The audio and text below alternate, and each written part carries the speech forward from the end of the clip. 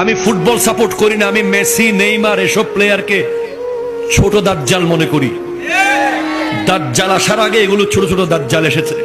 কারণ একটা প্লেয়ার যদি আপনার মতো হাজার হাজার যুবককে মুহূর্তের মধ্যে পাগল করে দিতে পারে, আপনি দাজ্জাল আসতে ঈমান দিয়ে দিবেন। সেজন্য আমি এদেরকে দাজ্জাল মনে করি। এদের সাথে আমাদের কোনো সম্পর্ক নাই।